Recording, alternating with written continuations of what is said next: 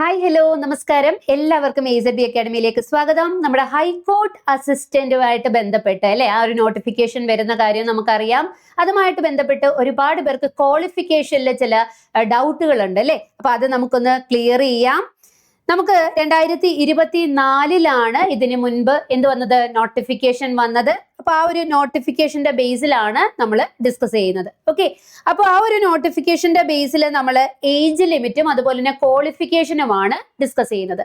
Age ലിമിറ്റിന്റെ കേസിലും ഒരുപാട് ഡൗട്ടുകളും കാര്യങ്ങളും ഒക്കെ നമുക്ക് എന്താണ് മെസ്സേജ് ആയിട്ടും മെയിൽ ആയിട്ടും ഒക്കെ വന്നിട്ടുണ്ടായിരുന്നു. അപ്പൊ അതില് നമ്മൾ മനസ്സിലാക്കേണ്ട കാര്യം എന്ന് പറയുന്നത്, ഏജ് ലിമിറ്റ് മിനിമം എന്ന് പറയുന്നത് 18 വയസ്സും നമുക്ക് മാക്സിമം എത്രയാണ് 36 വയസ്സ് വരെയാണ് നമുക്ക് എന്ത് ചെയ്യാൻ പറ്റുന്നത്, അപ്ലൈ ചെയ്യാനായിട്ട് കഴിയുന്നത്. ഓക്കെ, 18 മുതൽ 36 വയസ്സ് വരെയാണ്. നമുക്കറിയാം ഹൈക്കോർട്ടിന്റെ ക്വാളിഫിക്കേഷൻ എന്ന് പറയുന്നത് എത്രയാണ്, ഡിഗ്രി ആണ്. അതുകൊണ്ട് തന്നെ ഡിഗ്രി അറ്റൻഡ് ചെയ്യണം അല്ലെങ്കിൽ ഡിഗ്രി ക്വാളിഫൈഡ് ആവണം എന്നുണ്ടെങ്കിൽ ഏജ് ലിമിറ്റ് 18 എന്താണ് ഉറപ്പായിട്ടും കൂടും. നമുക്ക് 20-21 വയസ്സിന്റെ അകത്തെ ആ ഒരു സർട്ടിഫിക്കറ്റ് കിട്ടൂ എന്നുള്ളത് കൂടി നിങ്ങളൊന്ന് മനസ്സിൽ കരുതുക. ഓക്കെ, മിനിമം ക്വാളിഫിക്കേഷൻ ഒക്കെ പറയുന്നത് എത്ര തന്നെയാണ്, 18 തന്നെയാണ്.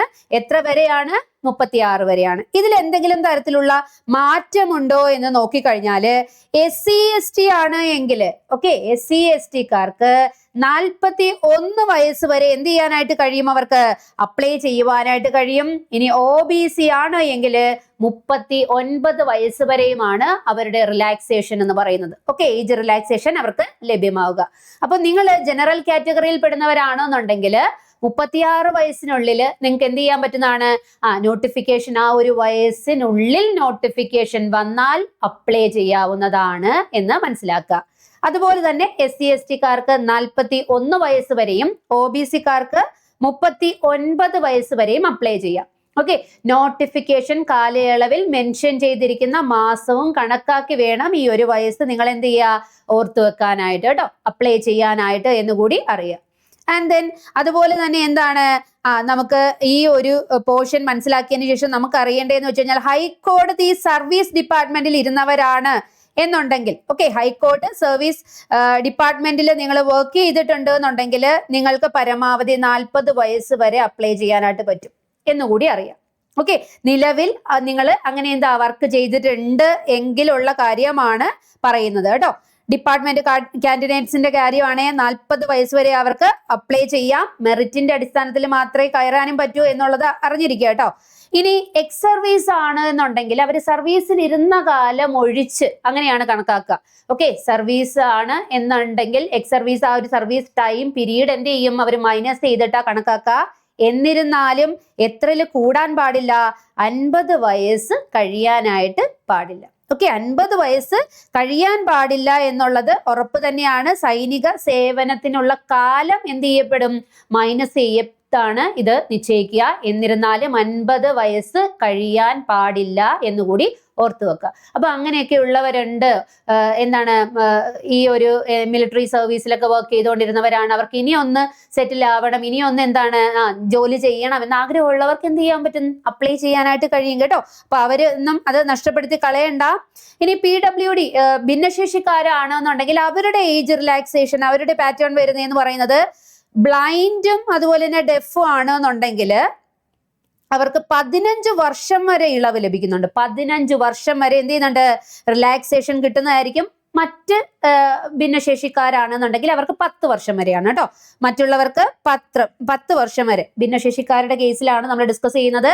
അതില് ബ്ലൈൻഡും ഡെഫും ആണെങ്കിൽ 15 വർഷം വരെയും, മറ്റ് രീതിയിലുള്ള എന്തെങ്കിലും ഡിസബിലിറ്റീസ് ആണ് ഉള്ളത് എങ്കിൽ എന്താണ് അത് 10 എന്നുള്ളത് 15 എന്നുള്ളത് 10 വർഷമായിട്ട് ചുരുങ്ങും. 5 വർഷത്തോടെ അവർക്ക് കുറയും എന്നുള്ളത് മനസ്സിലാക്കി വെക്കുക കേട്ടോ. ഇനി വിധവകളുടെ കേസാണ് എന്നുണ്ടെങ്കിൽ, വിഡോസിന്റെ കാര്യമാണ് പറയുന്നതെന്നുണ്ടെങ്കിൽ ഇവിടെ അവർ പറഞ്ഞിരിക്കുന്നത് എന്താണ് നോക്കിക്കേ, 5 വർഷം വരെ അവർക്ക് എന്താണ് ഏജ് റിലാക്സേഷൻ നൽകുന്നതായിരിക്കും എന്ന് അറിഞ്ഞിരിക്കുക. അതായത് ഒരു എന്താണ് നമ്മൾ ജനറൽ കാറ്റഗറി ആയിരുന്നു എങ്കിൽ കൂടി അവർക്ക് എന്താണ് 5 വർഷം എക്സ്ട്രാ ലഭിക്കുന്നതായിരിക്കും. നമുക്കറിയാം ഏജ് റിലാക്സേഷൻ 36 വരെയാണ് ഒരു ജനറൽ കാറ്റഗറിക്ക് എഴുതാനായിട്ട് കഴിയുക. എന്നാൽ വിഡോയാണ് എങ്കിൽ 5 വർഷം കൂടി എന്ത് ചെയ്യാനായിട്ട് പറ്റും, നമുക്ക് ഏജ് റിലാക്സേഷൻ അതിനോടൊപ്പം ലഭ്യമാകും എന്നാണ് മനസ്സിലാക്കേണ്ടത്. അപ്പൊ ഇതാണ് നമ്മുടെ ഒരു ഏജിന്റെ കാര്യം വരുമ്പോൾ മനസ്സിലാക്കിയിരിക്കേണ്ടത്. നമുക്ക് നിലവിലുണ്ടായിരുന്നത് ഇങ്ങനെയാണ്, ഇനി വരുന്ന നോട്ടിഫിക്കേഷനിൽ എന്തെങ്കിലും തരത്തിലുള്ള മാറ്റങ്ങൾ ഉണ്ടാകുമോ എന്നുള്ളത് നമ്മൾ വിലയിരുത്തേണ്ടിയിരിക്കുന്നു. ഓക്കെ, ആൻഡ് ദെൻ അതുപോലെ തന്നെയാണ് ക്വാളിഫിക്കേഷന്റെ കേസിൽ. നമ്മൾ ഡിഗ്രി ക്വാളിഫിക്കേഷൻ എന്ന് പറഞ്ഞപ്പോൾ പലർക്കും ഡൗട്ട് ഉള്ള കാര്യം എന്ന് പറയുന്നത്, നമ്മൾ 3 ഓപ്ഷനാണ് പറഞ്ഞത് അല്ലെ. ഒന്നെങ്കിൽ ഡിഗ്രി ക്വാളിഫിക്കേഷൻ ഉണ്ടാവണം, എന്തിനോടൊപ്പം 50% മാർക്ക് മസ്റ്റ് ആയിട്ട് വേണം, ഒരു മാറ്റവും ഇല്ല. 50% മാർക്കോട് കൂടി ഡിഗ്രി ക്വാളിഫൈഡ് ആയിട്ടുള്ളവർക്ക് മാത്രമേ എന്ത് ചെയ്യാനായിട്ട് കഴിയൂ, ഈ ഹൈക്കോർട്ട് അസിസ്റ്റന്റിന് അപ്ലൈ ചെയ്യാനായിട്ട് കഴിയൂ. ഇനി 50% ഇല്ല എന്ന് കരുതുക, എന്നിരുന്നാലും നിങ്ങൾ PGക്കാരാണ്, ഓക്കെ, പോസ്റ്റ് ഗ്രാജുവേഷൻ നേടിയവരാണ് നിങ്ങളെങ്കിൽ നിങ്ങൾക്ക് എന്ത് ചെയ്യാം, അപ്ലൈ ചെയ്യാവുന്നതാണ്. അവിടെ ഈ ഒരു 50% നിങ്ങൾ നോക്കേണ്ട കാര്യമില്ല. ഇനി അതുപോലെ തന്നെ LLB, ഓക്കെ, എന്താണ് LLB പാസ്സായവരാണെന്നുണ്ടെങ്കിൽ അവർക്കും എന്ത് ചെയ്യാം, ഇത് അപ്ലൈ ചെയ്യാവുന്നതാണ്. അപ്പൊ 3 കാര്യങ്ങളാണ് പറയുന്നത്. എന്തൊക്കെയാണ്? 50% മാർക്കോട് കൂടിയ ഡിഗ്രി, അതല്ല എങ്കിൽ എന്താണ്, മാസ്റ്റേഴ്സ് ഡിഗ്രി വേണം, അതുമല്ല എങ്കിൽ ലോ ഡിഗ്രി ഉണ്ടായിരിക്കണം. ഓക്കെ, അപ്പൊ പലരും എന്താണ് നമുക്ക് മെസ്സേജ് വന്നതെന്ന് വെച്ച് കഴിഞ്ഞാല്, ഡിഗ്രിക്ക് 50% ഇല്ലായിരുന്നു, എന്നാൽ ഞാൻ പോസ്റ്റ് ഗ്രാജുവേറ്റഡ് ആണ്, അങ്ങനെയെങ്കിൽ നിങ്ങൾക്ക് അപ്ലൈ ചെയ്യാം കേട്ടോ, ഒരു കുഴപ്പമില്ല, നിങ്ങൾക്ക് എന്ത് ചെയ്യാം, അപ്ലൈ ചെയ്യാവുന്നതാണ്. ഇനി ഇതുമായിട്ട് ബന്ധപ്പെട്ട് കുറച്ച് കാര്യങ്ങൾ കൂടി നമ്മൾ അറിഞ്ഞിരിക്കേണ്ടതെന്ന് വെച്ച് കഴിഞ്ഞാൽ എന്താണ്, കമ്പ്യൂട്ടർ ഓപ്പറേഷൻ. അതെന്താണ്, നമുക്ക് ഒരു അടിസ്ഥാന യോഗ്യത എന്നുള്ള രീതിയിൽ എന്താണ് അതിന്റെ കൂടെ നമുക്ക് പറയാമെന്നുള്ളതാണ് കേട്ടോ. ഒരു എന്താണ്, കമ്പ്യൂട്ടർ ഓപ്പറേഷൻ പരിജ്ഞാനം ഉള്ളത് നല്ലതാണ്, ഇല്ല എന്നുണ്ടെങ്കിൽ അപേക്ഷിക്കാൻ പറ്റുമോ? പറ്റും, കുഴപ്പമൊന്നുമില്ല. ഓക്കെ, അതുള്ളത് നല്ലതാണെന്ന് മാത്രമേ മെൻഷൻ ചെയ്തിട്ടുള്ളൂ, ഇല്ലാത്ത പക്ഷം അപ്ലൈ ചെയ്യാൻ കഴിയില്ല എന്ന് ചിന്തിക്കരുത്. നമുക്ക് എന്താണ്, ഇത്തരത്തിലെ സർട്ടിഫിക്കറ്റ് ഒന്നും കമ്പ്യൂട്ടറുമായി റിലേറ്റ് ചെയ്തിട്ട് ഇല്ല എന്നുണ്ടെങ്കിൽ നമുക്ക് അപ്ലൈ ചെയ്യാം കേട്ടോ, അത് പേടിക്കണ്ട.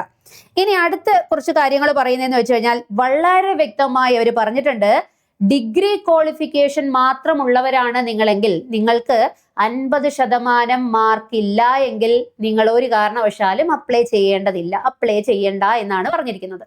ഓക്കെ, കിട്ടിയോ? അതായത് ഇപ്പം നമ്മളിപ്പോ റൗണ്ട് ചെയ്ത് 49.5% ഉണ്ട്, കാര്യം നമുക്ക് എന്താ റൗണ്ട് ചെയ്ത് അങ്ങ് 50%, നല്ല സാലറി പാക്കേജ് ഒക്കെ ഉള്ള എന്താണ് നല്ല ഒരു എക്സാം ആണ്, അതുകൊണ്ട് എന്താണ് 50% ഇട്ട് ഞാൻ അങ്ങ് അപ്ലൈ ചെയ്യാമെന്ന് കരുതി കഴിഞ്ഞാല് പറ്റത്തില്ല കേട്ടോ, അങ്ങനെ അപ്ലൈ ചെയ്യരുത്. 49.5% ഉണ്ടെങ്കിൽ പോലും അതിനെ അങ്ങ് റൗണ്ട് ചെയ്തിട്ട് 50 ആക്കിയിട്ട് അപ്ലൈ ചെയ്യാം എന്ന് ധരിക്കരുത്, ചെയ്യരുത്. ഓക്കെ, അത് വ്യക്തമായിട്ട് അവര് പറഞ്ഞിട്ടുള്ളതാണ് കേട്ടോ.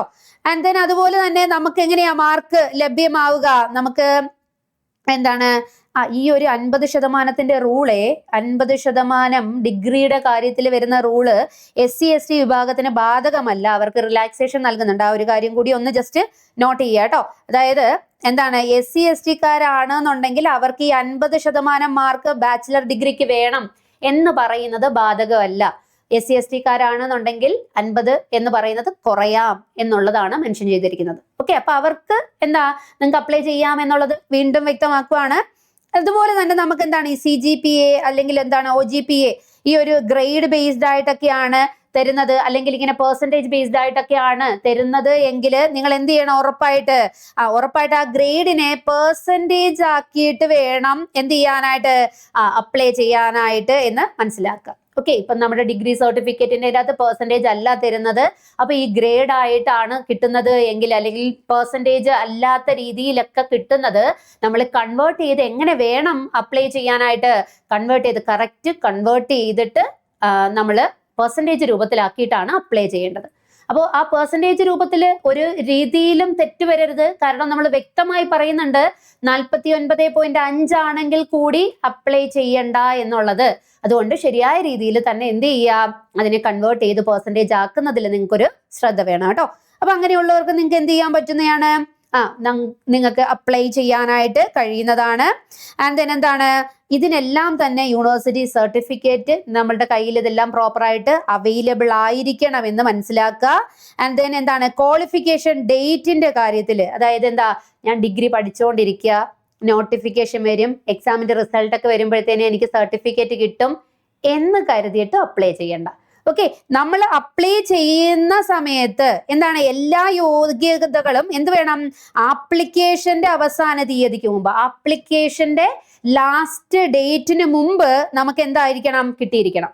ഓക്കെ, കാരണം എന്താ, ഈ സർട്ടിഫിക്കറ്റിലെല്ലാം എന്താണ്, മാർക്ക് ലിസ്റ്റിലെല്ലാം ഡേറ്റ് ഉണ്ടായിരിക്കും, പാസ് ആയിട്ടുള്ള ഡേറ്റ് ഉണ്ടായിരിക്കും, പാസ് ഡേറ്റ് ഏതാണെന്നുള്ളത് മെൻഷൻ ചെയ്തിട്ടുണ്ട്. അപ്പൊ അതുകൊണ്ട് നമ്മൾ അങ്ങനെയുള്ള കള്ളത്തരങ്ങളൊന്നും കാണിക്കാൻ പാടില്ല. നമുക്ക് എന്നാണോ ആപ്ലിക്കേഷൻ നോട്ടിഫിക്കേഷൻ വന്ന ആപ്ലിക്കേഷൻ ക്ലോസ് ചെയ്യുന്ന ദിവസം, അവസാന ദിവസമാണെങ്കിലും നിങ്ങൾക്ക് റിസൾട്ട് വന്നു എന്ന് കരുതുക. അങ്ങനെയാണെങ്കിൽ നിങ്ങൾക്ക് എന്ത് ചെയ്യാം, അപ്ലൈ ചെയ്യാം. അല്ലാത്ത പക്ഷം എന്ത് ചെയ്യരുത്, അപ്ലൈ ചെയ്യരുത്. പഠിച്ചുകൊണ്ടിരിക്കുകയാണ് ഞാൻ, എൻ്റെ എക്സാം ഒക്കെ കഴിഞ്ഞ് റിസൾട്ടൊക്കെ ആവുമ്പോഴേക്കും എൻ്റെ സർട്ടിഫിക്കറ്റ് എല്ലാം കിട്ടും എന്ന രീതിയിലും അപ്ലൈ ചെയ്യരുതെന്ന് എന്ത് ചെയ്യുന്നുണ്ട്, ക്വാളിഫിക്കേഷനിൽ നോട്ടിഫിക്കേഷനിൽ വളരെ ഭംഗിയായിട്ട് പറഞ്ഞു വെക്കുന്നുണ്ട്. അപ്പോൾ ഇത്തരത്തിൽ ഏജും ക്വാളിഫിക്കേഷനുമായി ബന്ധപ്പെട്ട എല്ലാ ഡൗട്ടുകളും എന്താണ് മാറിക്കാണും എന്ന് വിചാരിക്കുകയാണ്. അതുപോലെ തന്നെ മറ്റ് ചിലർ ചോദിച്ച ഒരു കാര്യമുണ്ട്, ഇത്തരത്തിൽ എന്താണ്, നമുക്കും ഇത് തന്നെയാണ് ആഗ്രഹം, നല്ല ഒരു എന്താണ് വളരെ റെപ്യൂട്ടഡ് ആയിട്ടുള്ള ഒരു പോസ്റ്റ് തന്നെയാണ് ഹൈക്കോർട്ട് അസിസ്റ്റന്റ് എന്ന് പറയുന്നത്. ഇതെങ്ങനെ നേടിയെടുക്കാം?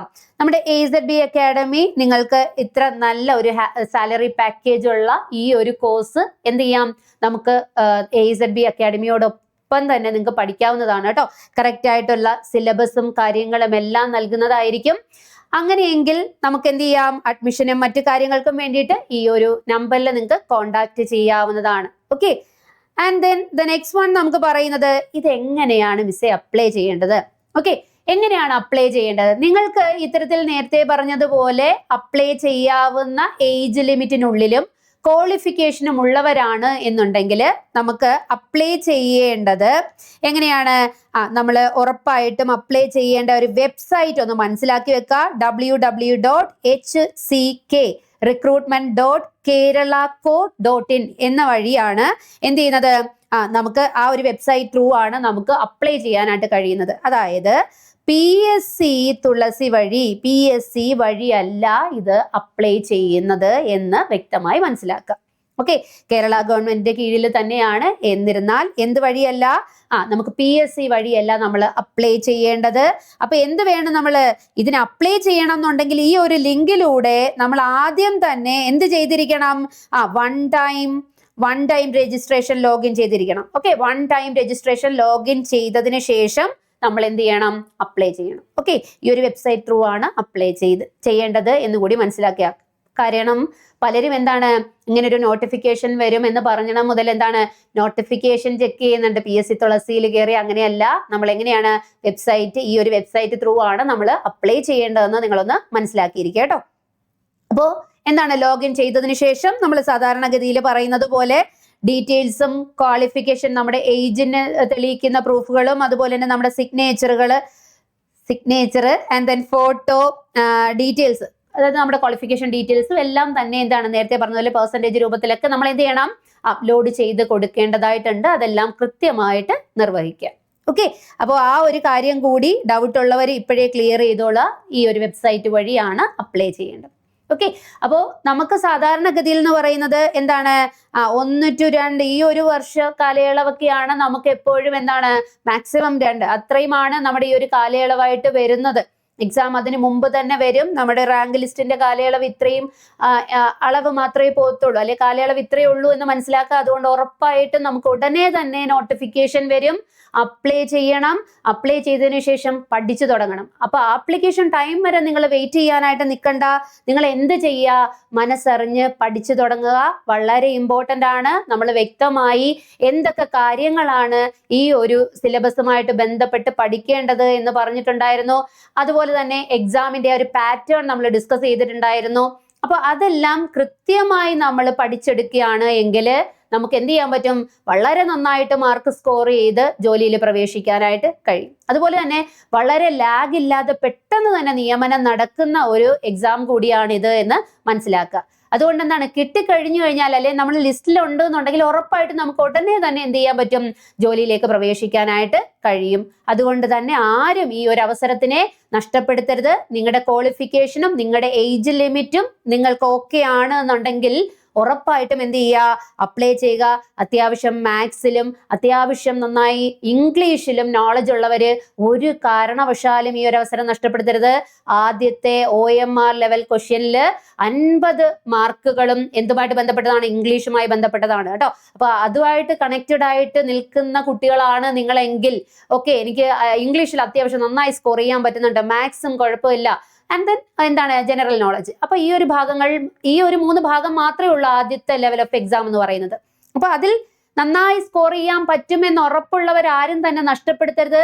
വളരെ ഭംഗിയായി തന്നിരിക്കുന്ന നിലവിലുള്ള സിലബസുകൾ അനുസരിച്ച് പഠിച്ചു തുടങ്ങുക, ജോലി നിങ്ങൾക്ക് ഉറപ്പാണ് കേട്ടോ. അപ്പോൾ മറ്റൊരു വീഡിയോയുമായി വീണ്ടും കാണാം. Thank you so much.